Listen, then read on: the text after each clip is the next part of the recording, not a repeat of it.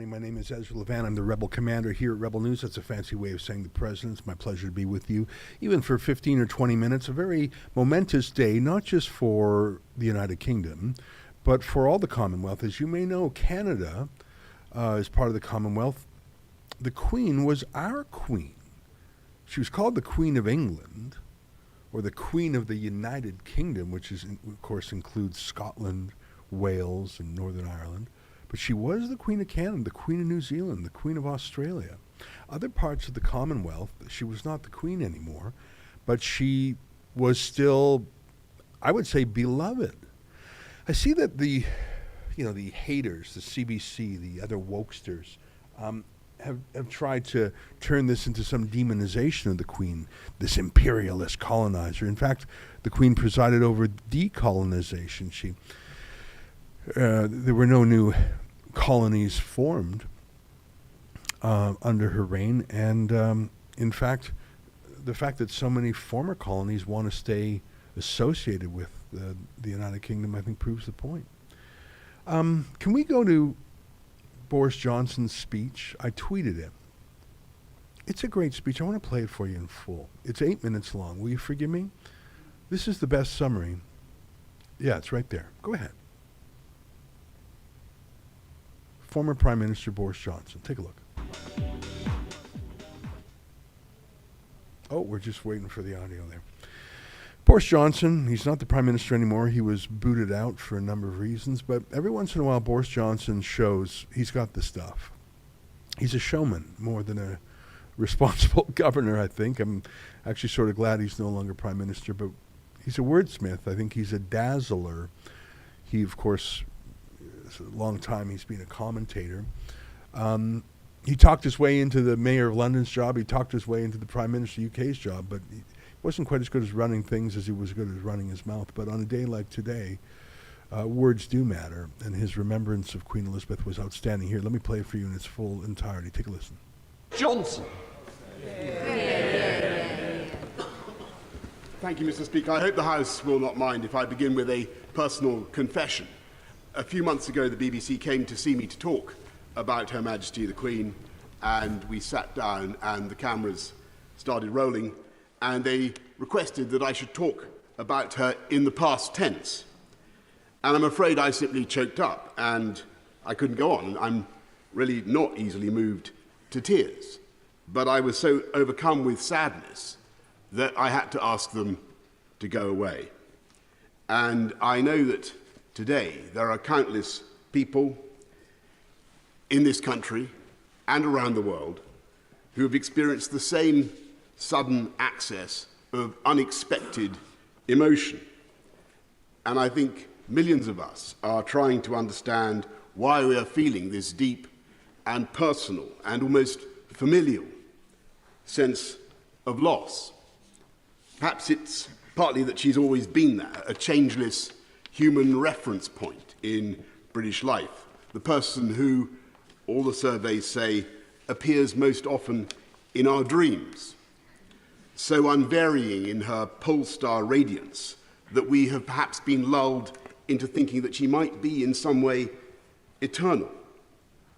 But I think our shock is keener today because we are coming to understand in her death the full magnitude of what she did for us all.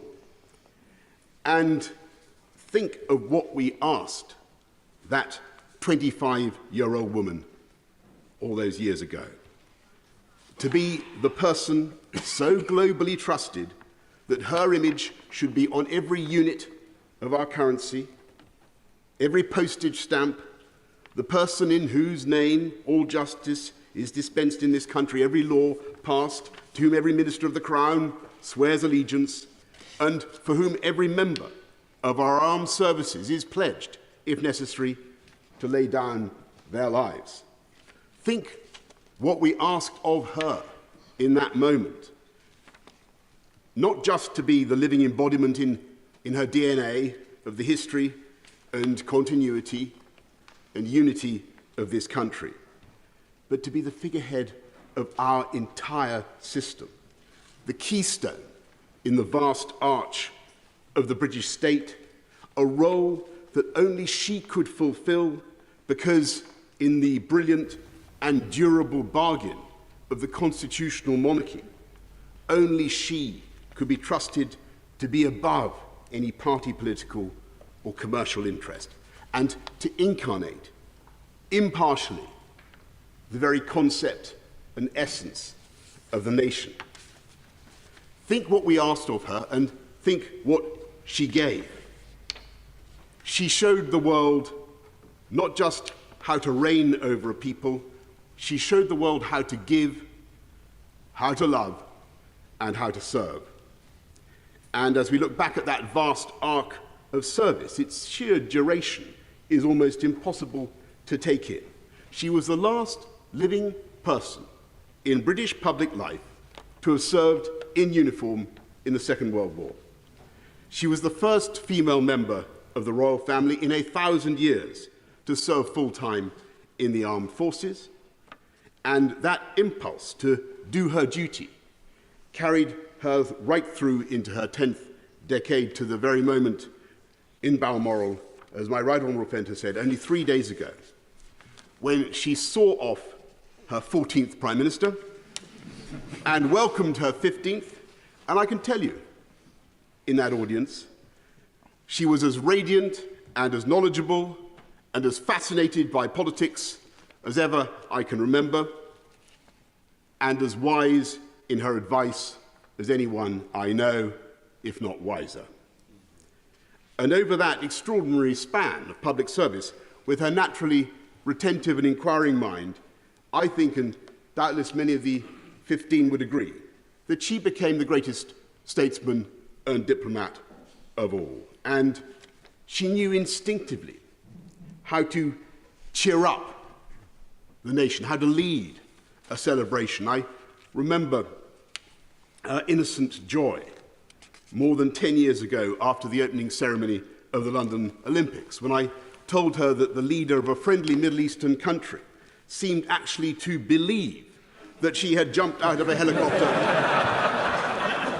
in a pink dress and parachuted into the stadium. And I remember her equal pleasure on being told just a few weeks ago that she had been a smash hit in her performance with Paddington Bear. And perhaps more importantly, she knew how to keep us going when times were toughest. In 1940, when this country and this democracy faced the real possibility of extinction, she gave a broadcast, aged only 14, that was intended to reassure the children of Britain. She said then, "We know, every one of us, that in the end, all will be well." She was right. And she was right again in the darkest days of the COVID pandemic, when she came on our screens and told us that we would meet again. And we did. And I know I speak for other Prime Ministers, when I say ex-Prime Ministers, when I say that she helped to comfort and guide us, as well as the nation, because she had the patience and the sense of history to see that troubles come and go, and that disasters are seldom as bad as they seem. And it was that indomitability, that humour, that work ethic, and that sense of history, which together made her Elizabeth the Great. And when I call her that, I should add one, Elizabeth the Great, I should add one final quality, of course, which was her humility, her single-bar electric fire Tupperware using refusal to be grand.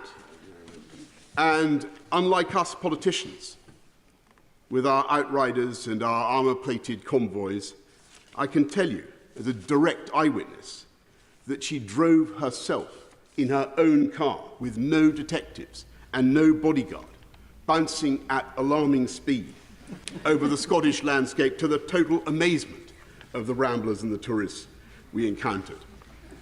And it is that indomitable spirit with which she created the modern constitutional monarchy.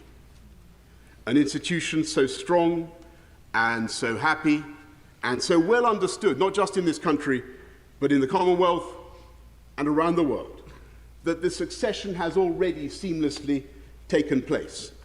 And I believe she would regard it as her own highest achievement, that her son, Charles III, will clearly and amply follow her own extraordinary standards of duty and service. Yeah. And the fact that today we can say with such confidence, God save the King, is a tribute to him, but above all to Elizabeth the Great, who worked so hard for the good of her country, not just now, but for generations to come. That is why we mourn her so deeply. And it is in the depths of our grief that we understand why we loved her so much. Yeah. Well, that was great. And you know what? It's true. And Boris Johnson can be a buffoon sometimes, but he was at his best in those remarks to the House of Commons. And he's right. I mean, Queen Elizabeth, you could say she was part of the greatest generation. She wasn't quite old enough to... I think she was slightly younger than what we call the greatest generation, but she was... she joined the military. And, you know, she obviously was not deployed into the Second World War, but she was a mechanic, if I recall. And there's a great photo of her, probably about 20 years ago, using a machine gun, I think, while some British Army troops look on. I don't know if you can find that one. If you Google Queen Elizabeth machine gun, it's a great photo. And I think the fact that that story about her as a 14-year-old girl telling, yeah, that's the picture there. Put that one up. Look at that. I mean, actually, there's a wider angle shot of that that's even more impressive, if you can find it, showing a little bit more of the background. I think because she, as you heard, I mean, she gave that speech as a 14-year-old to tell other kids not to worry, that everything would be fine in the Second World War when they didn't know it would be fine, when things were tough and they were going to get tougher still. So she lived through that, and the Blitz, and the Battle of Britain, and V-1 and V-2 rockets landing on London. And so she never forgot how bad things could get. She never forgot the importance of the military.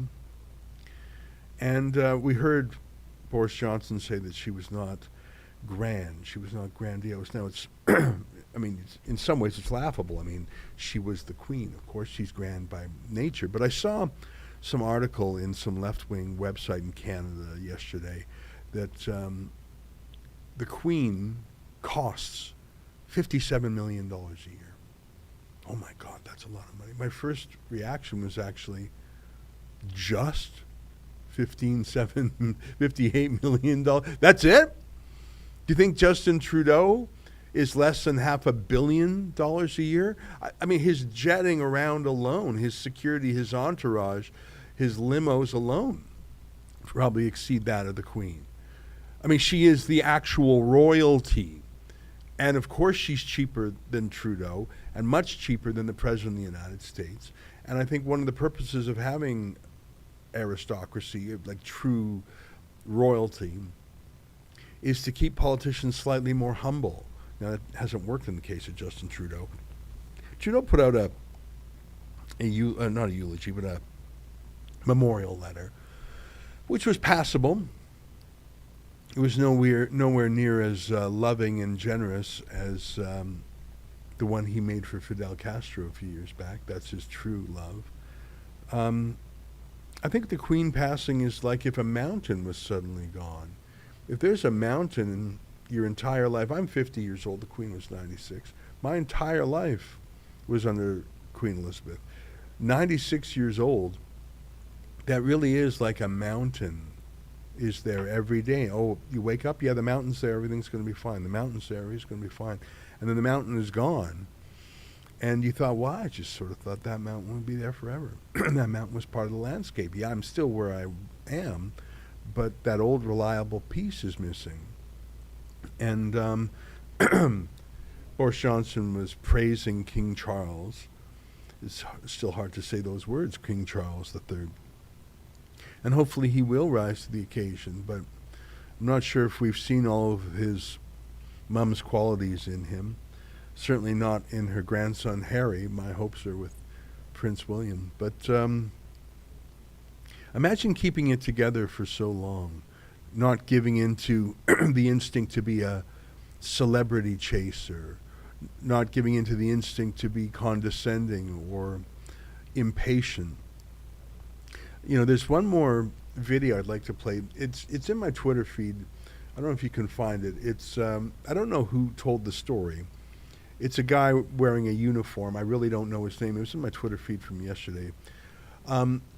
Of some American tourists who were, yeah, that's the one there. Can you play that one? It's a great story. Take a listen to this guy. I don't know his name, but I think he was part of the royal household. Anyway, take a listen.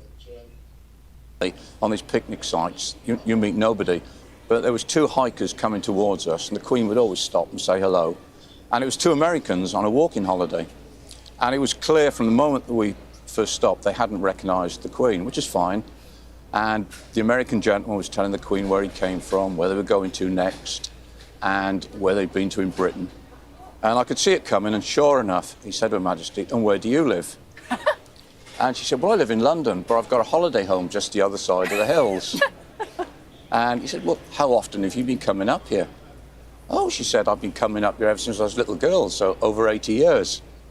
And you could see the clogs thinking. He said, "Well, if you've been coming up here for 80 years, you must have met the Queen." And as quick as a flash says, "Well, I haven't, but Dick here meets her regularly." So the guy said to me, "Oh, you've met the Queen, what's she like?" And because I was with her a long time and I knew I could pull her leg, I said, "Oh, she can be very cantankerous at times, but she's got a lovely sense of humour." Anyway, the next thing I knew, this guy comes round, put his arm around my shoulder, and before I could see what was happening, he gets his camera, gives it to the Queen, and says, "Can you take a picture of the two of us?" Anyway, we swapped places, and I took a picture of them with the Queen, and we never let on, and we waved goodbye. And then Her Majesty said to me, "I'd love to be a fly on the wall when he shows those photographs to the friends in America, and hopefully someone tells him who I am."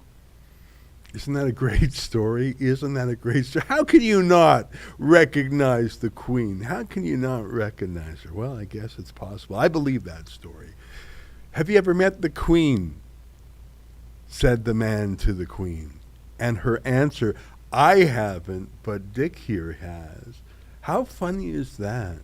I believe that. You know what? She was a bit of a kidder, and her late husband was just a constant kidder. And, of course, he always told politically incorrect jokes that got him into trouble sometimes.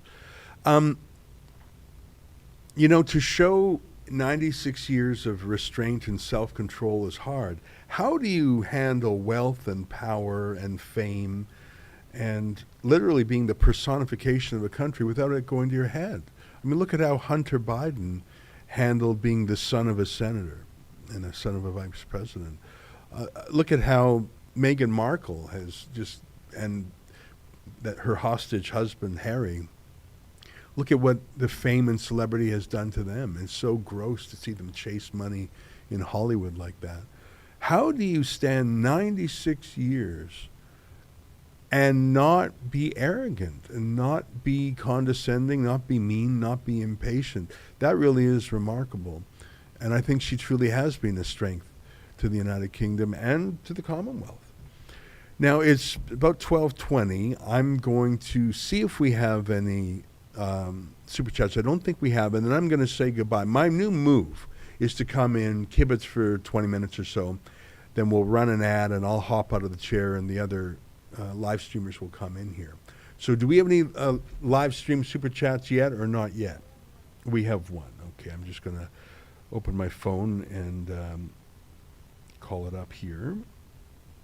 There we go. Yorgi says, "I can't say I'm a fan of the monarchy, but living in Canada under Justin Trudeau for the past few years has given me a new perspective on the monarchy. Not that I'd support it, but it neutralizes Trudeau in a way." Well, that's exactly the point, is that there is someone waiting in reserve who, in case of emergency, break glass and push this button. So at the end of the day, what happens if things get out of hand?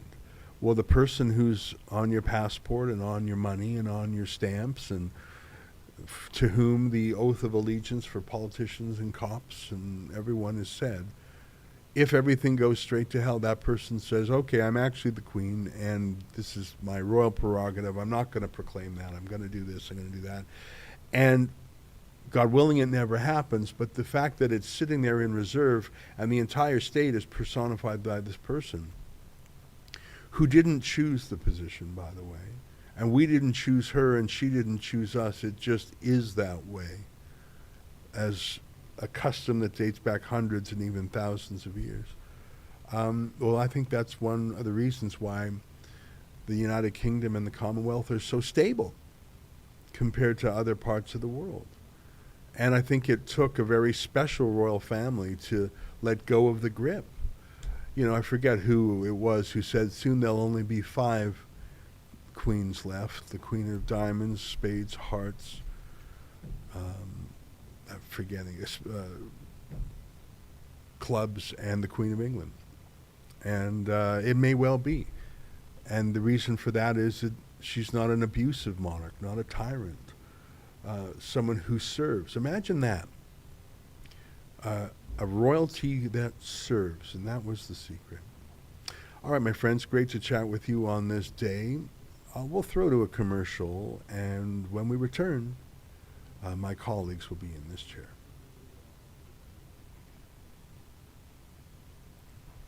Are you liking the banter on our live stream that you're watching right now? If so, you should know that you can get exclusive Rebel News content by going to rebelnewsplus.com. You'll get special shows from my colleagues Sheila Gunn-Reid, EzraLevant, as well as the Menzoid Menzies, and you'll also get to view our exclusive documentaries, including the one that tells you the truth of what was actually discovered, at least what is known to be discovered so far, at the Kamloops Indian Residential School. Take a look at the trailer.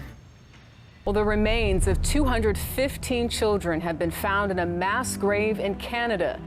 Many of you know that just over a year ago, the discovery of the remains of 215 children was found at the Kamloops Indian Residential School at the Tecumseh First Nation. But what if I were to show you that what I just said wasn't true, and that in fact, a year later, not a single body has been found? This mass grave is a painful reminder of the genocide.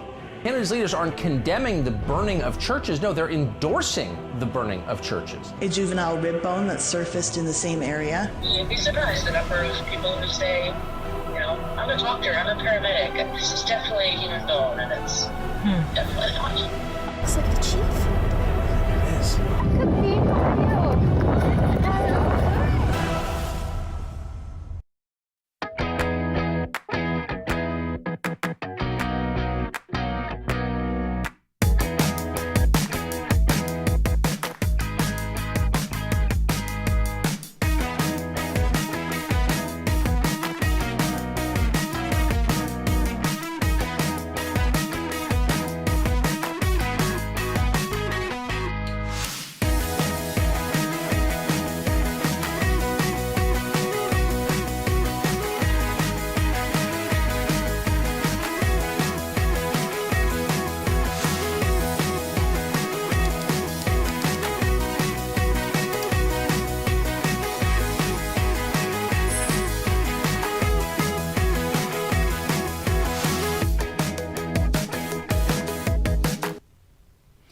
Well, hello everybody. I know you just joined by the wonderful EzraLevant, who hosted the first half of this live stream, but now Alexa Lavoie and I are going to be taking over. Alexa, how are you doing?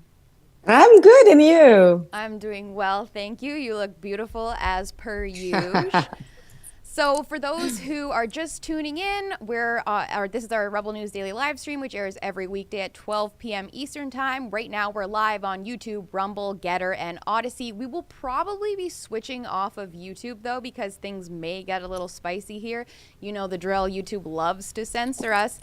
So for those of you tuning in on Rumble and Odyssey, be sure to send in your chats. We have about a half an hour left of the show that we would love to read them throughout, and we love answering your questions, and we really do appreciate your generous donations. Should we jump right into things, Alexa? Oh, yes. Alrighty. So, Woke haters are unleashing bitter brew of bile on Queen Elizabeth. I'm sure EzraLevant spent some time talking about this on the first half, but it's pretty interesting to see some of the reactions to Queen Elizabeth II's death. Have you seen a lot of things on the internet about this, Alexa? I would say that for my part, it was pretty quiet. Probably because, as I say before, I'm from Quebec. Yeah. So Quebec have been colonized by the French. So for us, it's kind of a different situation. Same our premier give his like opinion about it. But for me, I would say that it's sad because that she represents a really big figure. Especially she dedicated herself for the monarchy and like all the majesty like side, and she did it well. A lot of people loved her and cherished her. Yeah. But for me, I would say that, of course, it's sad, but in the same time, she reached the age that we probably knew that was coming, because it's not like if she was really young, as example, that the Princess Diana, that was really severe and everybody was like heartbreaking. A lot of people like probably are sad about what happened, but in the same time, I think like she had like really a great life and full of experience, and she passed through so different like time lapse of our existence. Almost the 100 war, years. Everything. It's crazy. Like, imagine being alive for almost 100 years. And I think a lot of people really like her, but those who hate her really hated her. So I'll just read some tweets from some haters. This is a girl named Yuju Anya. She tweeted, it was taken down. She said, I heard the chief monarch of a thieving, raping, genocidal empire is finally dying. May her pain be excruciating. And then she apparently doubled down and said, may everyone you and your merciless greed have harmed in this world remember you as fondly as I remember my colonizers. So those are some pretty harsh words for the now dead queen. I don't know. What do you make of that? Like, I mean, I believe in free speech. I think this person's entitled to their opinion, but do you think it's disrespectful to tweet something like that about someone who just died like 3 seconds ago? Like, whether you like them or not, I don't really know how I feel about it. Like, I don't have strong opinions on the queen. I think she didn't do anything like, she's not a criminal. Like, I don't think she deserves this kind of comment. A little bit of respect as well for the family. Like, you have a family behind too that is left behind. So I think like it's important to maybe take your emotion on the side and just like respect the fact that a lot of people need to pass over like the death. So yeah, people are mourning for this person.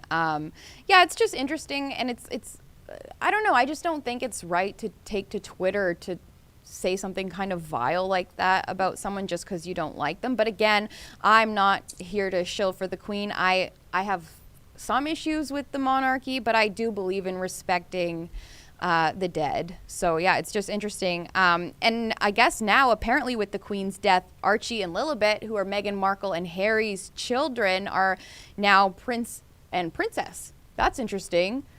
What do you think about that? we see like how it's going out afterwards. I would say like we will really see in action them. Yeah, so will it be interesting? Funny. Like it would be interesting to see their choice, their decision through that. If they were too young, maybe, or like now they were in a good position for doing it. I have not really lots of opinion about that, but I need to see it for having really something to say, because right now it was all on the Majesty, the Queen, to take all the big decision and everything. And now we will see maybe something. Maybe it will be pressure.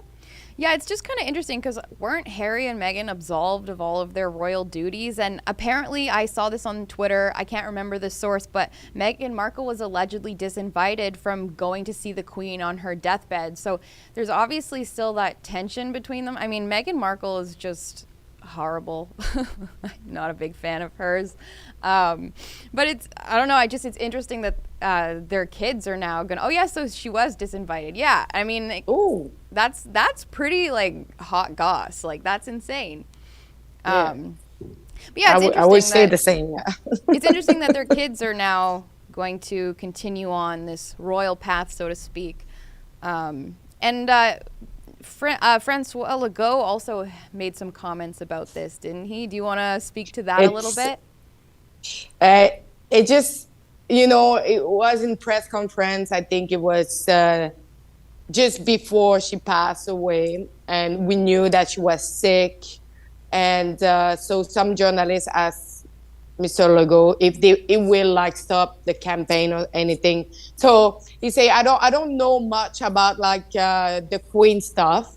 And afterward they say, but are you concerned about what is happening to the Queen and her health? And he said, no. At least he's honest. I was like, okay, but that's transparent. Yeah. But I was like, this is a bit rude. Yeah. I mean, you got to respect the honesty. A lot of politicians like to tiptoe around things and they don't really give you a straight answer. So I guess it's refreshing that he's honest. And as you mentioned earlier, like Quebec has a bit of a disconnect from the monarchy, just given your history. We have a couple chats here. Should we read some of those before we get into our next ad? So this one is from Adam Ottawa. Thank you for your $1. I have a new t-shirt idea for Rebel. Flatten the monkeypox. Don't go to orgies. Oh my gosh. That's funny, Adam Ottawa. You should I'll definitely pass that on to our store manager and see if he can whip something up for you. I think we have one more here, also from Adam Ottawa. Thank you again for your $1. Do you want to read this one, Alexa? Yes. Sure. If it wasn't for the British, we could have well become French or Spanish citizen. Not sure if that would be better than our British history. I mean, he's actually right. Yeah, it's true. It is true. Yeah, I mean, you can't go back. Everybody, and change you're things. almost being French. Oh my gosh! Imagine if we were all French. Whoa. No, I'm just kidding. That's really funny. No, but like it's so funny because in my mind I have always like that image that the French lost the word and they were like, I'm not moving. Yeah. You gotta love that though. You gotta love that the French want to just preserve their French culture. It's something I appreciate about Quebec. Despite it, we talked about this last week though, despite it being one of the most disliked provinces in the country. Yeah, but you know what? It's kind of normal because we have a different constitution. We think. I'm not talking about everybody, but some of the people want to separate the Quebec. They want to be different. They all want to be different of the rest of Canada, and like they kind of discriminate the rest of English speaker of Canada. For me, it's just like we are a country, and this is actually nice and beautiful that our country have two language and two history that come from different part of the world. So we should like cherish that instead of saying like, oh, this part of the country, we don't like them. For me, it make no sense. You know, we are all together Canadian and we should just like be together and unite. Yeah, I'm with you. I mean, the country is already so polarized and our politicians have made sure that that's the case, obviously, but I think you're right. Like we do all have that common ground that we are Canadians and we share this nation and we all pay taxes together. So at least that can bring us together despite our differences, right? And Quebec pay a lot of tax. Yeah. That's so funny. All right. Well, I think we have some more here. Do we want to play an ad before we jump into things? All right, we're just going to keep going through. We have to be a little careful here because we may be talking about vaccines a bit. So if things get too spicy, we may be switching off of YouTube and onto Rumble. For those listening, make sure you send in your chats. We got about 20 or so minutes left of the show here. We want to read your chats throughout. We love hearing from you guys. All right, so Legault will not rule out reimposing vaccine passports. Yikes. Of course. Apparently, so I'm not surprised. No, me either. I would say. Yeah. Because Mr. Legault is always playing with the uncertitude of reimposing stuff. So it was the same with the curfew, always letting like something plan over our head that maybe something will, like we always live in an anxiety to say, okay, do we will like use again the vaccine passport with 3 doses? Are he going to block us to have a normal Christmas that he did for the past 2 years? Yeah. Or he's going to stop us to buy alcohol again and other like thing, like as you know, like Quebec, they actually wrap up with like the non-essential like furniture, like in shop they were wrap up. You were not capable to touch anything that it was not essential in a shop. So for us, it's just like, what is going on? He say with like the bill that he passed, the bill 28 about keeping the emergency, the health emergency until the 30th of December. Okay, so of course that law passed because he is majority. On 129 seats, he have 76 seats. Yeah, so, you mentioned that last week. Yeah, that's pretty big. Yeah, but I hope like it will be at least minority when he will be reelected, because it will be. This is a fact.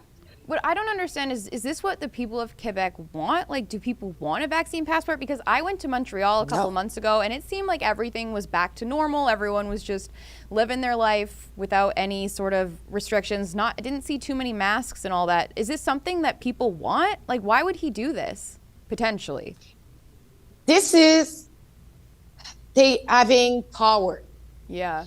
Like, the Legault that we know today is not the Legault that we saw like in 2018 and 19. Okay, it's really more arrogant. Politicians always do that.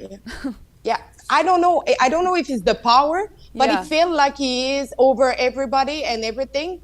And if you are in another line of thinking than him, you block or you censor or you don't talk to me, or it's really like straightforward, like really mad, and I would say like he just want more power. Kind of like Trudeau, hey? Maybe they're friends. They are friends, I'm sure. Oh yeah, they must be, because you're basically describing our prime minister.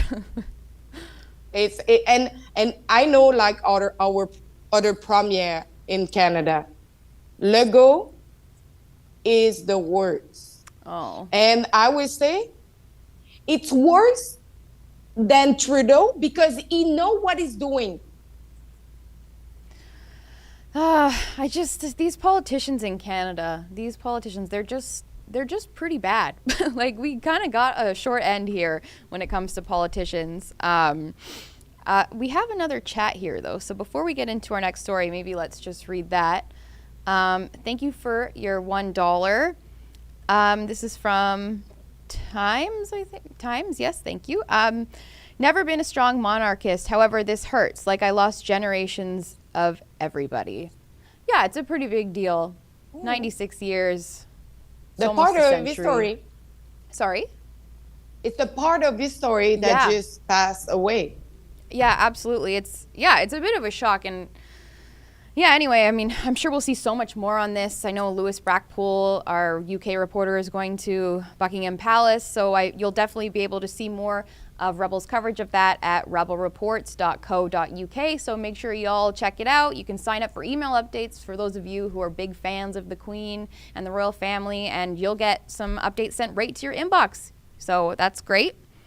I think we have a video here that we want to play. So maybe we'll just let the producers get that going. And Yeah, I will explain afterwards because it's in French. Okay, great. So for the English viewer, I will explain the two videos after.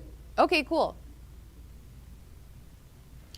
C'est deux maladies différentes, c'est deux maladies qui peuvent nous donner des problèmes. Puis la COVID, c'est sûrement plus à risque. I guess you can just describe it because I think they're not going to play the audio because it's in French. So what's happening, Alexa? So the man is Dr. Boileau. It's our public health minister. So he's actually talking that the consequences of the COVID is worse than influenza. Oh. And the woman that is next to, she's as well a doctor, and she just say no. and Dr. Boileau just say, oh, but it's depend of the range of age we are talking about. But it was just funny that she just stopped him, like saying no. Like, that's funny. And I was like, this is the first time I saw that. Like someone, you actually spread misinformation. It's no, it's like the influenza have more damage than the COVID. That's crazy. And he needed to rectify himself in front of the press conference. And I was like, oh, okay. But the other one video, this is actually the most funny one. So after the press conference finished, you know, they have always a generic that appear. But people think that, you know, the press conference is finished, but we heard them continuing to talk, and we heard Dr. Boileau saying, I'm just wondering what we are going to do with all these vaccines. And you heard like all the audience laughing. Oh my goodness, so their mics are still on? That's so bad. Yeah. Oh my goodness, that's hilarious. Yikes. And I was like, okay. Yeah, no kidding. I bet their tech people got fired that day. That's really funny. But no mainstream like did show that. No mainstream say like, oh, their microphone was still on and we can hear them. And I confirm, like it was on Twitter. I went to the press conference on CPAC and I listened it. And yes, they actually say that at the end. I was like, oh, that is actually laughing about like, oh, what we are going with all these doses. So does it mean that people are not getting their boosters? Is that what it seems? And they don't know how to promote them more? But it's why I say like, you don't want to say no to the vaccine passport because probably it will need to spend all these doses that they spend money for that. And now we see that the population is not really receptive. Yeah. So we'll see what will happen because now we are in YouTube. I cannot go further on that, but we'll see what will happen in Quebec if they will use that as a tool to just sell more. To push people, right? That's an interesting tactic. I really hope it doesn't come to that for all of your guys' sake. That would be truly horrible. We have a couple chats here, and then I think we'll play an ad. Do you want to take this away, Alexa? Yes, of course. Beautiful. So times $1. Thank you. Scare about Charles being king is really connected to WEF. Love Ezra opening. Thank you. So helpful. Yeah, I would say like me too. Everybody that is related to the WEF, unfortunately, it's all elites and all like government almost, like especially G7. Yeah. But the WEF is, when we look at that, it's not the WEF that we need to be scared. It's the people who go and bring some crazy idea that other people say, yeah, interesting. We will actually apply that. Yeah, and this is actually the problem. It's the crazy people who actually go there with this crazy idea but it's not I would say it's the people that we need to fear. Yeah. More than the organization. Yeah, because an organization is nothing without its people. Exactly. Yeah, and I mean, I was in the web editing room here at Rebel HQ, and there are videos involving the Great Reset and the royal family, like on the royal family's like YouTube page or something. I think Dave Shrigley, one of our amazing editors here, found it. So I mean, the monarchy does have ties to the World Economic Forum, and I mean, any sort of globalism we should be not supporting in any way. So yeah, it'll be interesting to see what Charles does with his crown. I don't know. He's really old too. Like, I feel like he's too old to be king, but whatever. We have one more. How old he is now? He's like 74. Like, he's old. Oh. Yeah. All right, we have one more here. This is from Shauna Marie G83. Thank you for your $5. The monarchy are climate alarmists, and there are theories that Princess Diana's death was not an accident. There have been many accusations of child trafficking involving the monarchy as well. I mean, yeah, there's such a history that, I mean, it's just so hard to know what's true. There's so much misinformation, and I feel like they're such a powerful family that they could, you know, control how we view them in a way, right? Like with PR and all that. Interesting, but they are weird about the climate. That is something that we've seen. I mean, they go to all these climate conferences, and I remember once, not Harry, the other one, Charles and his wife, not Charles. What is the other one's name? It's Harry and slipping my mind. Anyway, whatever. They would fly like coach and stuff to go to like climate things, and it's funny. Like they're just, it's all a charade, honestly. Climate change. Now it's like the new reason of everything what is happening in the world. Like. Yeah. Oh, it's Prince William. Prince William. Sorry, guys. Prince William. Had a brain fart there. Anyway. Yeah, so I think we're going to play an ad here, and then we're going to wrap things up pretty shortly.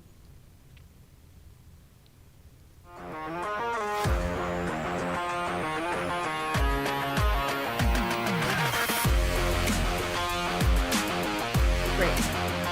Thank you.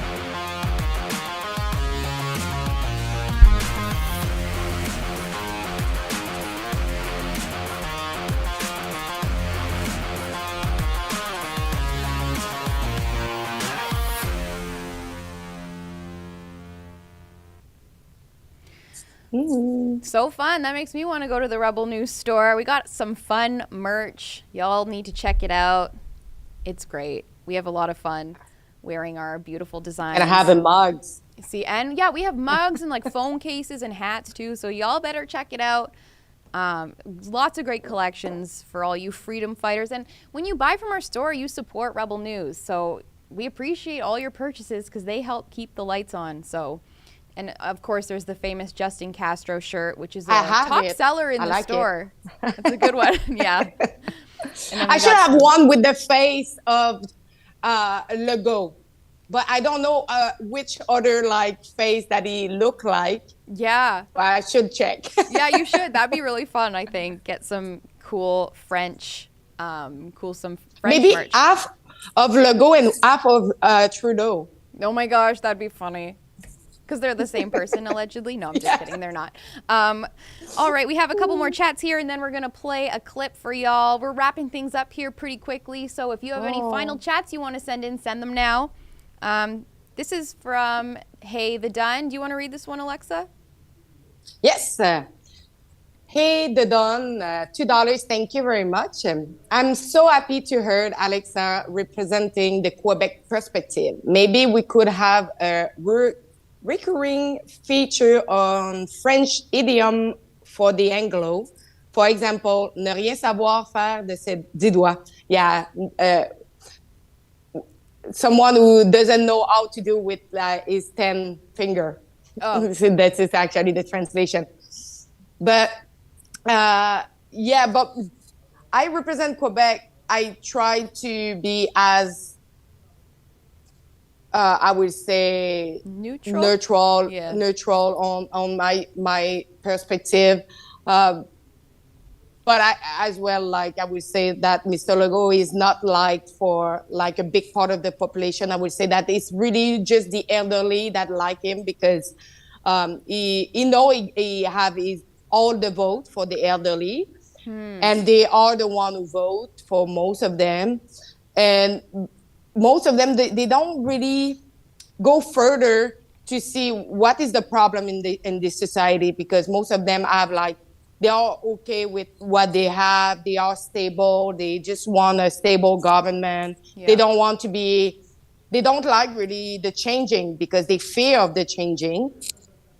So it's why he will be reelected, since the society is getting old and old and old. And so the biggest part of the population is elderly people. Interesting.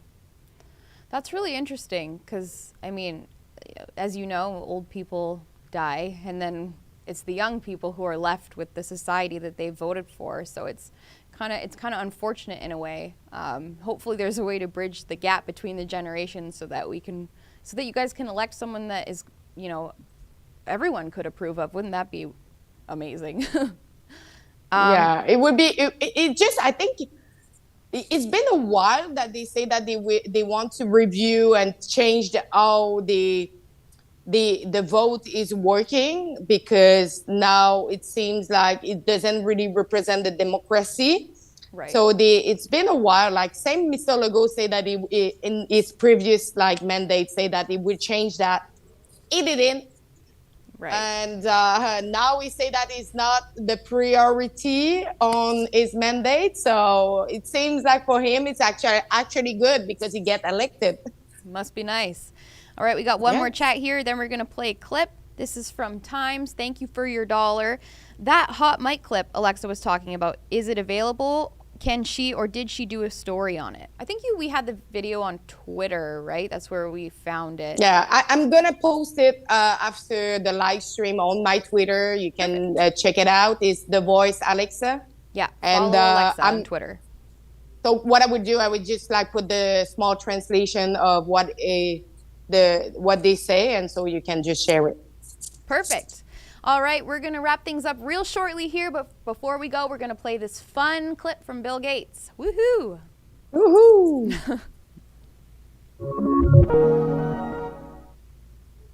Walter Isaacson's new book, The Codebreaker, tells an amazing story. It's about how Jennifer Doudna and other scientists discovered a new way to edit DNA. Editing DNA with precision has been a holy grail for scientists for decades. The DNA, of course, encodes all of the biological functions. And so some of the mistakes in DNA cause disease, genetic disease. If we could go in and fix those mistakes, we could save many, many lives and get rid of these diseases. CRISPR is a very fascinating tool. You figure out a part of the DNA sequence that you want to change. Then you take the DNA that's nearby and create a guide in RNA, so that helps you locate the position. And then you link this Cas enzyme, which has the ability to do that cut and edit. And so pulling together this guiding RNA and this Cas enzyme, editing becomes possible.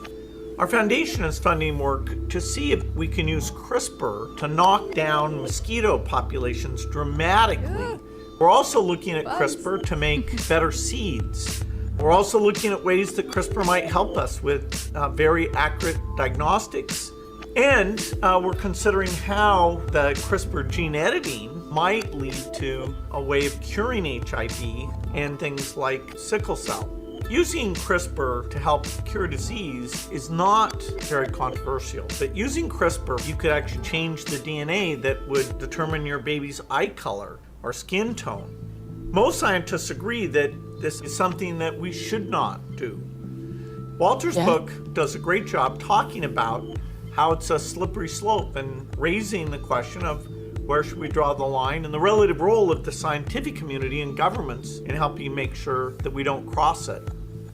There's no question CRISPR is going to save a lot of lives. It's going to raise issues. He should stick to computers. Like, what is this? Like, I'm. Sorry, I'm actually disturbed. It's so disturbing. Like, why? Why is a computer guy involved in this? It's so sinister. Like, it just sends this chill down my spine. Ooh. I study genetics. Okay. Yeah, I'm a biologist, so I study genetics. Yeah. And I know a little bit, genetics is really complex, and you understand it or you don't. So it's why, like, when people do their exam, is or you perform or you fail. You're not like in the middle. Because it's a concept that you need to understand how it's working. And you don't touch genetic. Yeah. Because the genetic, once you change it just a little bit, the error of the replication of your DNA afterwards will create more and more and more mistake and more error. And we create like so much more disease or other like problem. And it's crazy because in our society, example, like cancer that is existing, we permit the cancer to stay in the DNA. It's why now we see more and more cancer. Because usually in animal who had the cancer, they would just die.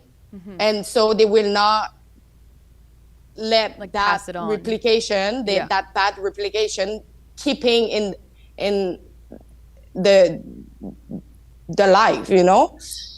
But us, we to try to keep and to perform it, we it's like just playing keep God. Yeah, but it's just so sad because it's why immigration is good too. Like I would example, because we mix two genetics that are not close at all.